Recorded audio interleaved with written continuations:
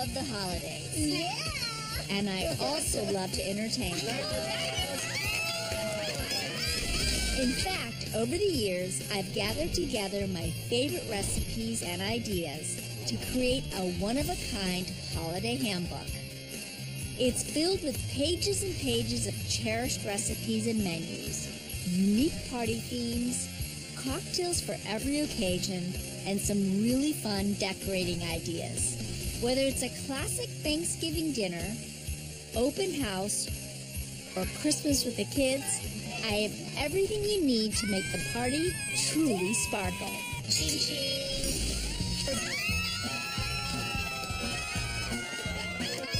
Tonight I'm hosting a holiday happy hour with a retro vibe, classic cocktails, Yeah, right? Aren't they fun? and a menu of greatest hits.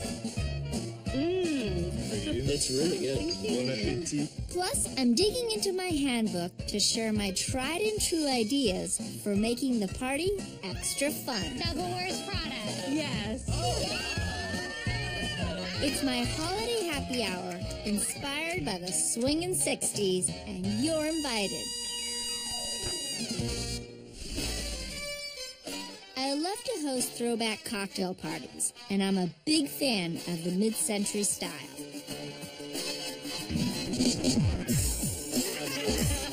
The clothes, the food, the decorations, and the drinks. There's so many ways to be creative. Add some holiday sparkle, and you've got a winner. I remember my grandparents having these kind of parties. It looked so adult and so fun but elegant and almost royal in a way, which I think was a very sleek, fun, sort of romantic era. It kind of brings people back to their childhoods and remembering their parents going to these parties or remembering their parents throwing these parties. Maybe the kids watching from the top of the staircase. It can be super fun. When it comes to a vintage holiday party, the secret for success is staying true to the theme. It starts with the invitation. Let your guests know what to expect and give them some tips on what to wear so they can embrace the theme and have some fun.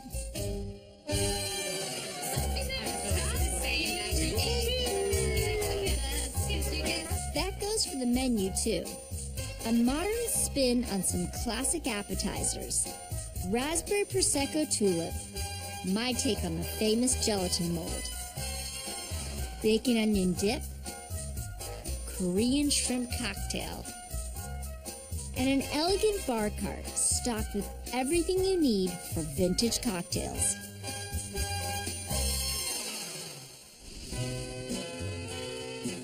I knew I wanted to do something in a mold and create that gelatin mold sort of classic vintage look, but give it a modern spin. So I thought, okay, so I could do my raspberry Prosecco gelatin and turn it into a tulip so that it looks really feminine. Because the women in those days were very feminine. It has raspberries looking like gems, like shining rubies, and of course the effervescence and flavor of Prosecco, which is very elegant and romantic in a way.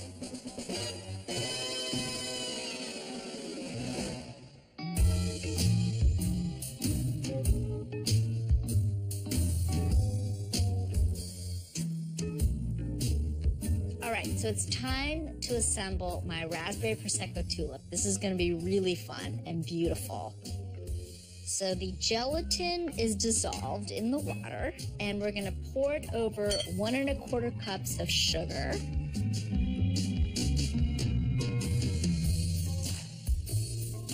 And I like to call it a tulip because we're going to put it in that little mold.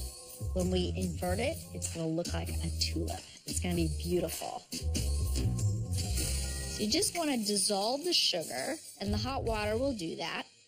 And this doesn't have any color to it at all. It's just plain old gelatin in water. Once the sugar's dissolved, we're going to start adding all of the flavors. So we're going to start with some Prosecco, because I think for a cocktail party you need some effervescence. Why not add it into the dessert? So we're going to add 2.5 cups of Prosecco. You could do champagne if you want to, but I like the Prosecco. The only thing about it is that when you measure it, you want to make sure you're actually measuring liquid, not just foam. So you can probably just give it a minute. There you go. So we're going to go to 2.5. If you don't measure it properly, then when you go to invert the mold, it won't set. So 2.5 cups of Prosecco. Oh yeah! How fun is that? All right, and to that, we're gonna add some black raspberry liqueur for some depth and some sweetness and richness. Because we're also gonna add regular raspberries in the center of it, so why not add some liqueur, which has extra sweetness. We're gonna do 3 tablespoons. Look at that rich color. 1. It'll also give it a pink hue. So that's gonna be good stuff. Again, measuring every step of the way. So we all know when we make a mold, the last thing you wanna do is leave it in the fridge to set, and then you unmold it and it kind of weeps all over the place because you didn't measure it properly.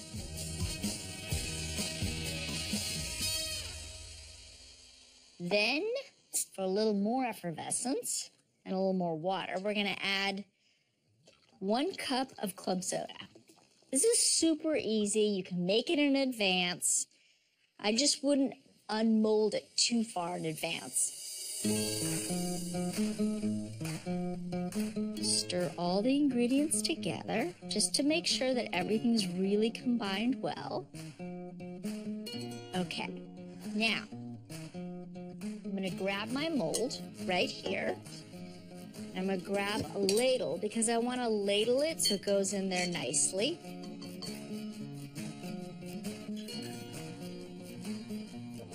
Everything over. And here's the trick to this. So in order to have the raspberries, the fresh raspberries we're gonna add to this, suspend in the middle, we're gonna basically start with a few ladles of the liquid into the bottom. It's gonna be super fun.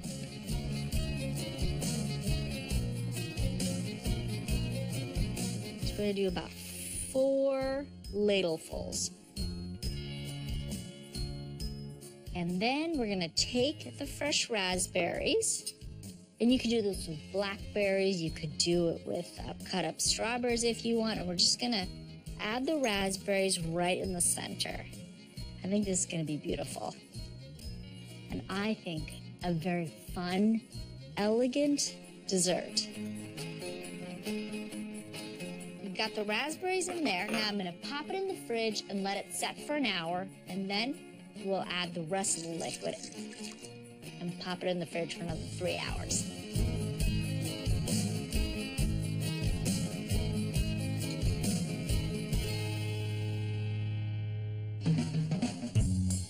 When it comes to unmolding them, people get a little bit nervous about it. So I wait until just before the party to flip the gelatin mold onto the serving platter. Just dip it in warm water, count to like 20 or 30, and then flip it. Ta-da!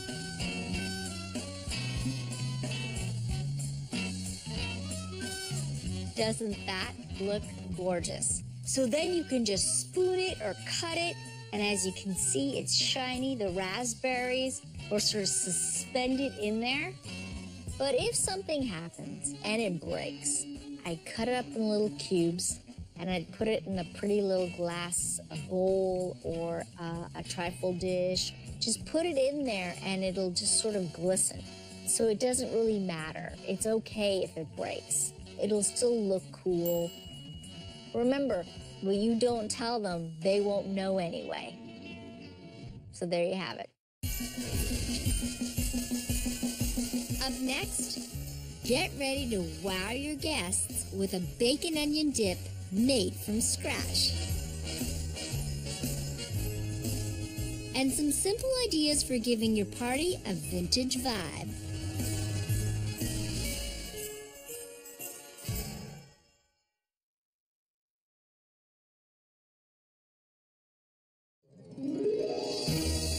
I'm opening up my holiday handbook to share some ideas and recipes for hosting a vintage-style cocktail party. The secret for success is really owning the theme, down to the smallest of details. So I'm putting my modern twist on some retro appetizers, including everyone's favorite bacon onion dip. Although I didn't eat a lot of bacon onion dip growing up, I know a lot of people remember the little packets of the onion dip seasoning that they just would mix with sour cream. I wanted to make it more gourmet style. So I think dips are very sort of cocktail friendly, easy to eat. And I wanted to do it with some carrot chips and some regular chips. So I made it gourmet with real bacon and real caramelized onions. And instead of using sour cream, I actually used Greek yogurt. So it kind of modernizes a classic dish.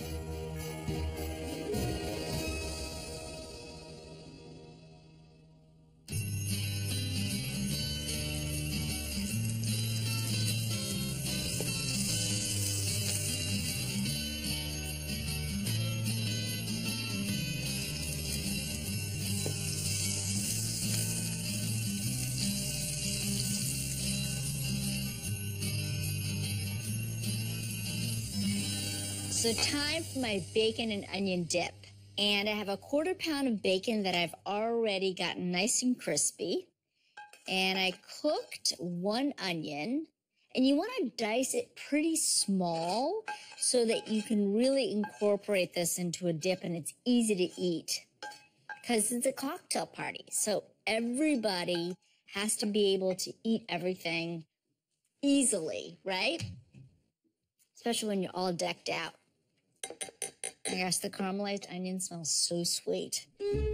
Then to that, we're gonna add some Greek yogurt. So this is sort of a throwback to the nostalgic onion dip, right? That a lot of our parents used to make. And a lot of times the way people used to make it was with just an onion packet, powdered onion packet into either just sour cream or a combo of like cream cheese, mayo, and sour cream. But today, we are gonna make it with some bacon, some caramelized onions, and Greek yogurt. So whole fat, thick Greek yogurt instead of sour cream. I think quite delicious. All right, then mix it all with that. We're gonna do some chives and then a pinch of salt. So you want some chive to kind of reinforce that onion flavor because we caramelized the other onions, so now they're sweet and sort of soft. So to kind of reinforce the onion flavor, I'm adding some chives to the top. Plus, it's gonna add some great color to the dip. Again, sticking to the theme and making it feel like we're sort of going back in that era. All right, chives in. Perfect. Pinch of salt. And we're gonna mix this all together. See how colorful it is? Plus, it has a great texture to it. So a little bit more gourmet than the traditional. But honestly, just as good. Let's taste it, actually, to make sure that the flavor is just right. Let me see here. crunch from the bacon. So good. Smoky and sweet and tangy.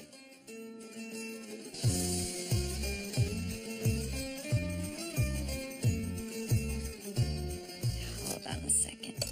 I just want to show you how cute these are. See? You cut the carrot on a diagonal, you peel it, you cut it on a diagonal, and it creates a little carrot chip. So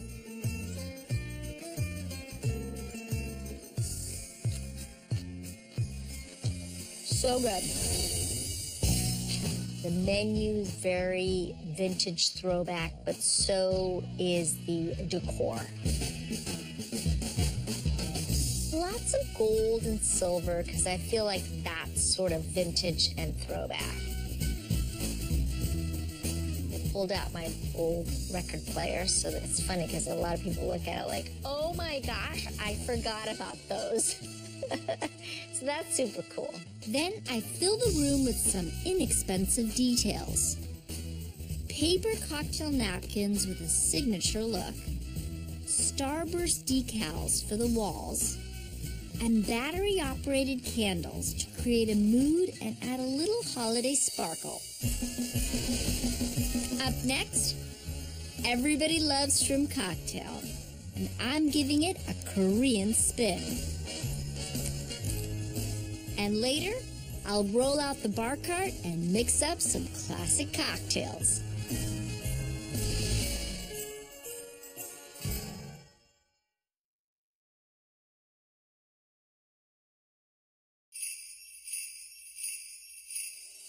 It's almost party time, and I'm digging into my holiday handbook to share ideas and recipes for a vintage cocktail party. My secret for success is to stay true to the theme, and I'm doing that with a menu of classic appetizers. A gelatin mold spiked with a little Prosecco, homemade bacon onion dip, and my Korean shrimp cocktail. Instead of making traditional cocktail sauce to go with the shrimp, I wanted to give it sort of a modern spin, and kimchi is so popular these days. So I thought, oh, you know what, I could make sort of a kimchi dipping sauce. All the things you would find in a cocktail sauce, and then something new and spicy.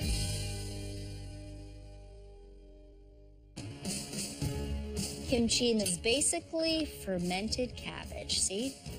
It's spicy, and it's a very classic ingredient in Korean cooking. You can find kimchi in the refrigerated section of your local grocery store. It's good for you, and guess what? It has so much flavor that it is perfect for a shrimp cocktail. Now, we're gonna add some mayonnaise to kind of make it nice and creamy. So you definitely need some of this. And this is a cocktail sauce that you can make way in advance. So it is not something that you have to make at the last minute, which is really nice when you're having a cocktail party. There we go. It's about a half a cup of plain old mayonnaise and good old ketchup. Ketchup because you want it to be sweet and you want it to have a slightly vinegar kind of flavor to it. So 3 tablespoons of ketchup. It's a great mix. A little bit of salt to even this out, and then to spice it up and give it lots of warmth, I'm gonna grate some fresh ginger. So what you wanna do with the ginger root is clean off the skin so that you can grate it. And it does give it some freshness. It definitely gives it warmth and a tiny bit of spiciness, but not a heat spicy, like a warm spicy, which works really well with the spiciness of the kimchi. Okay. So this is a really great way to use it in a classic dish, shrimp cocktail, which has been around forever and was very popular for the theme that we're using today. And it's gonna look beautiful because we're gonna put it over a block of ice. It's gonna be fantastic. It's about a teaspoon of ginger, And it perfumes the dipping sauce as well. Now, let's just whip it all up and get a nice creamy consistency.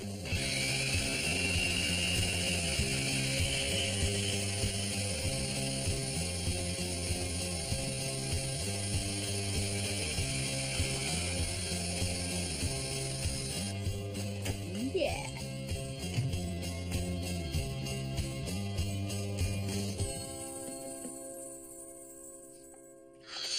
It smells spicy and gingery.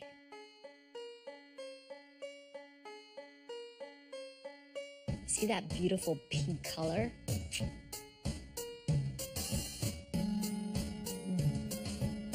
Oh yeah. Tangy, spicy, kick of heat. Perfection. All right, the shrimp are gonna be so good in there. And then the shrimp, just plain old shrimp cocktail you buy at the grocery store. But I thought in the presentation is where I'll make like the oohs and ahs, right? So I just basically froze water in a baking dish. I put rosemary around the edges, the borders of the baking dish, and some dried cranberries so that it looked really colorful. I put it in a silver tray so it looked really glamorous and felt like a throwback to the vintage era with a dish that you found a lot in those days. Simplistic, but presented in a really beautiful way that keeps the shrimp cold. Up next, who's ready for a cocktail? And some ideas to get the party started.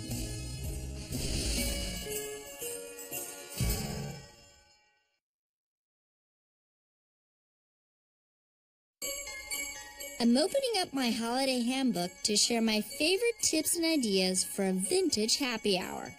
My secret for success is staying true to the theme, down to the finest details. And it's not a vintage holiday party without a cocktail. So in true mid-century style, I'm rolling out the bar cart.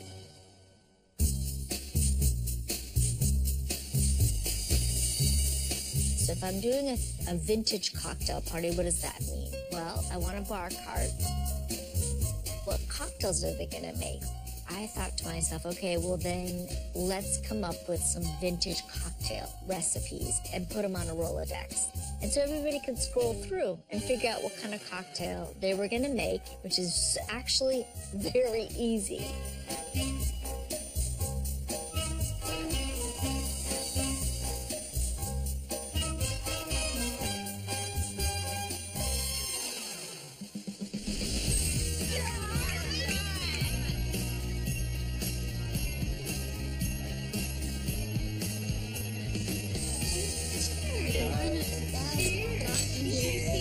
Choose your drink of choice. I'm Sam. It's nice to meet you. You all look so There's so much polyester in my jacket that I can't move.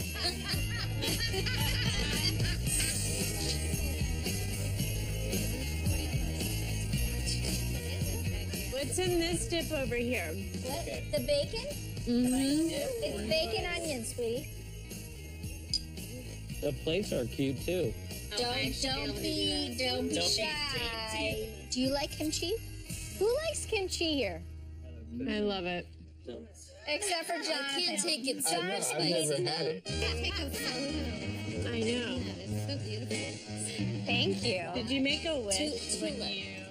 Come on, isn't it pretty? It's beautiful. The raspberries are suspended. It looks like a tulip, so I call it my raspberry prosecco tulip. I'm massacring Because that's what it it is. completely. Yeah, don't kill it there. You're this is so little. Don't use raspberry. Is it good? It's really I'm good. gonna do that too. I'm not That's waiting. delicious. Raspberry You can prosecco tulip. kind of taste the bubbles in it. The Really? Prosecco. It's like a 1960s breakfast. All right, so who wants to play charades? Me? Are you good at charades? Yeah. Okay, Sam, are you good at charades? I'm pretty good. I'm very competitive, so watch out.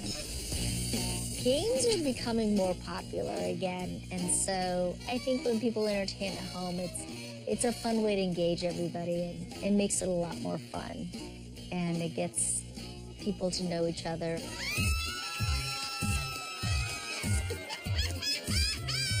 And brings people together. So charades was a fun way to kind of bring the night to a close. First word. Bambi. Ears. Horns. How many devil? Horn. Okay. Horn. Clothes. Devil wears Prada. Yes.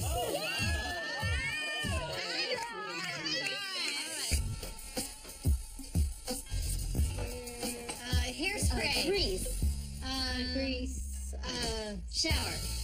Shower. Oh, Psycho. Yeah. Oh my God.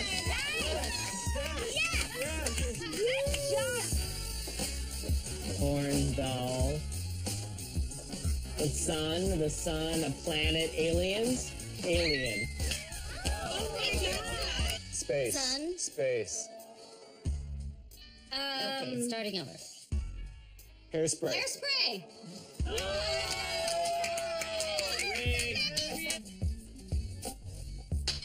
Want to go to another word? Good, Second word? Third.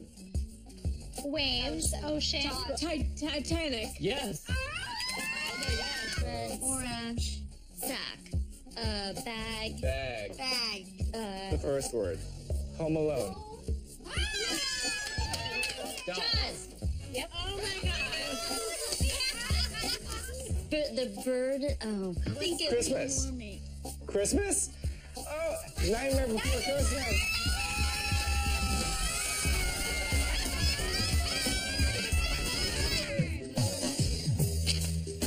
I thought would be fun is to take again that theme and just kind of really bring it home.